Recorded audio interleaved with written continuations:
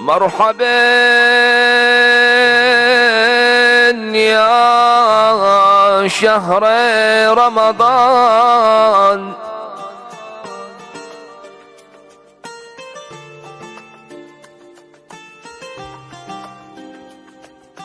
مرحبا مرحبا يا شهر المغفرة والرضوان.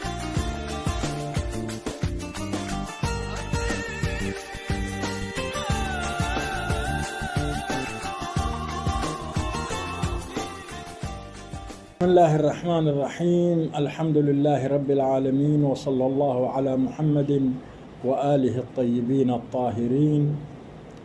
خطبہ شعبانیہ وہ خطبہ ہے جس کو پیغمبر خدا نے شعبان کے آخری جمعہ کے دن آپ نے یہ خطبہ دیا تاکہ مسلمان اپنے آپ کو تیار کرے رمضان کے لیے، اور رمضان کے مہینے کے فرائض، حقوق، ذمہ داریوں سے، آداب سے آگاہ ہو جائے اور اس مہینے کے حق ادا کر سکے۔ ماہ رمضان کی بڑی اہمیت ہے۔ ایک یہ ہے کہ پوری فضا معنوی فضا بن جاتی ہے، الہی فضا بن جاتی ہے، لوگ خدا کو یاد کرتے ہیں، مسجدیں آباد ہو جاتی ہے، نماز جماعتیں زیادہ آباد ہو جاتی ہے۔ تو انتہائی اہم ایک فہرست بھی کرے، اگرچہ یہ خود محتاج ہے کئی گفتگو کی طرف، ایک فہرست بھی کرے ماہ رمضان میں ایک قسم کے پورا اسلامی ممالک، پورا اسلامی شہر، پورا اسلامی دیہات، گاؤں، گھر، سکول، مدرسہ، مسجد، امام بارگاہ، سب میں دین کی رنگ، صبغت اللہ، اسلام کا رنگ، معنویت کا رنگ، خدا خواہی کا رنگ نظر آتا ہے۔ اسی لیے ظاہر کا اثر باطن پر پڑتا ہے۔ تو جب ماحول، حالات ایسا ہو، ہر جگہ دین نظر آئے، تو خود بخود دل کے اندر بھی دین کا جذبہ زیادہ ہو جاتا ہے۔ اسی لیے ماہ رمضان میں بھولے سے بھی کوئی پانی نہیں پیتا، کھانا نہیں کھاتا۔ بس اس مہینے میں ایک ہمگیر دینی احساسات اسلامی معاشرے میں، فرد میں، مرد میں، عورت میں، سب میں پیدا ہو جاتا ہے۔ اس پاک احساسات کا خیال رکھنے کی ضرورت ہے۔ اس نعمت الہی اور نسیم معنوی سے بھرپور فائدہ اٹھانے کی ضرورت ہے۔ تو جتنا ہو سکے خدا کے ساتھ راز و نیاز ہو، جتنا ہو سکے توبہ کرے، جتنا ہو سکے مثلاً قرآن کی تلاوت کرے، جتنا ہو سکے نیک کام انجام دے دے۔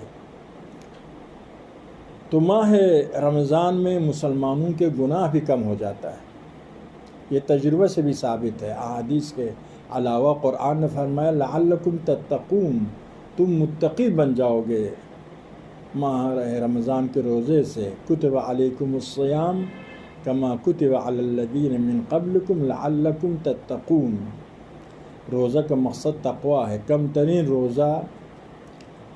روزہ باطل کرنے والی چیزوں سے اجتناب کرنا، پھر اس سے بالاتر تمام اعضاء و جوارح کے اجتناب کرنا، غیبت سے، تہمت سے، نامحرم کی طرف دیکھنے سے، حرام کھانے سے، اور اس سے بالاتر دل کا روزہ رکھنا ہے۔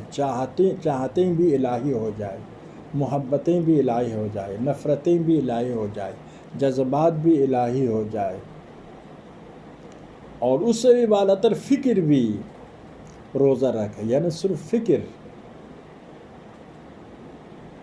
پاک ہو، الہی فکر ہو، غلط سوچے نہیں، غلط پروگرام نہ بنائے، غلط خیالات ذہن میں نہ لائے، کیونکہ جب ذہن غلط خیالات کرے گا، غلط سوچے گا، تو دل پر اس کا اثر ہوگا، چاہتیں بدل جائے گی، چاہتیں غلط ہو جائے تو اعضاء و جوارح پر اثر ہوگا، تو انسان گناہ کرے گا۔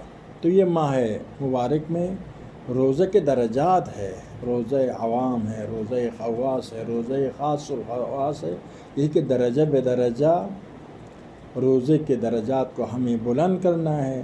اول رمضان سے جتنا ہو سکے، چنانچہ خدا کے حضور کا احساس ہمیں ہوتا ہے۔ صبح کے اذان سے مغرب تک غلطی سے بھی پانی نہیں پیتے ہیں، کھانا نہیں کھاتے ہیں، اس کا مطلب یہ ہے کہ خدا کے حضور کا ہمیں احساس ہے کہ ہم خدا کے سامنے ہیں۔ یہی احساس اگر ہمارے دل میں ہے، باقی گناہوں کی نسبت میں بھی یہی احساس ہو کہ ٹھیک ہے، روزہ افطار کرنے والی چیزوں سے میں اجتناب کرتا ہوں، پیاسا ہونے کے باوجود پانی نہیں پیتا ہوں، بھوکا ہونے کے باوجود کھانا نہیں کھاتا ہوں، تو کیوں میں جھوٹ بولوں جب کہ خدا کی نگاہوں کے سامنے ہوں؟ کیوں میں غیبت کروں جو خدا کی نگاہوں کے سامنے ہوں؟ کیوں میں اپنے کام غلط کروں یا اپنی ذمہ داری انجام نہیں دوں؟ کیوں دوسرے پر ظلم کروں؟ کیوں کمزوروں پر ظلم کروں؟ کیوں کام چوری کروں؟ کیوں پڑھائی میں نقل کروں، غلط کام کروں؟ کیوں اپنے عہدے سے ناجائز فائدہ اٹھاؤں؟ کیوں اپنی تمام تر صلاحیتوں سے انسانیت کے مفاد میں، دین کے مفاد میں استفادہ نہ کروں؟ خود بخود ایک انسان رمضان میں احساس کرتا ہے میں خدا کے سامنے ہوں، خدا کی نگاہوں کے سامنے ہوں، تو خود بخود اپنے آپ کو دل کے گناہ سے، فکر کے گناہ سے، اعضاء و جوارح کے گناہ سے بچا سکتا ہے۔ وہ کم ترین درجہ روزہ ہے جو صرف مفترات سے انسان اجتناب کرتا ہے۔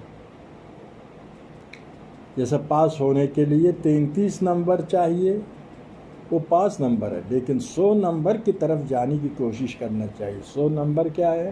وہی ہے کہ سارے اعضاء و جوارح روزہ رکھے، دل روزہ رکھے، فکر روزہ رکھے۔ روزہ رکھنے کے معنی کچھ نہ کرنا نہیں ہے، خدا کی نافرمانی سے اجتناب کرنا ہے۔ خلاصہ فی الحال پیغمبر خدا نے امت کو تیار کرنے کے لیے، امت کو رمضان کے حق ادا کرنے کے لیے، تیار کرنے کے لیے آپ نے خطبہ دیا۔ اس خطبہ کا راوی امام رضا علیہ السلام، امام رضا حوالہ دیتے امام موسیٰ بن جعفر کی طرف، امام موسیٰ بن جعفر، امام جعفر صادق کی طرف، امام جعفر صادق امام محمد باقر سے، امام محمد باقر امام کیا ہے، امام زین العابدین سے، امام زین العابدین امام حسین سے، امام حسین مولا امیر المومنین سے، مولا امیر المومنین پیغمبر خدا سے، یعنی یہ حدیث سلسلۃ الذہب ہے۔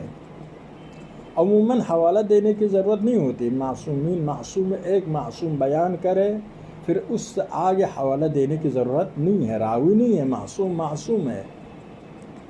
اس کے باوجود بعض اوقات اہم مقامات پر معصومین حوالہ دیتے ہیں تاکہ لوگوں کو قدر ہو جائے، اس حدیث کی اہمیت کا احساس ہو جائے۔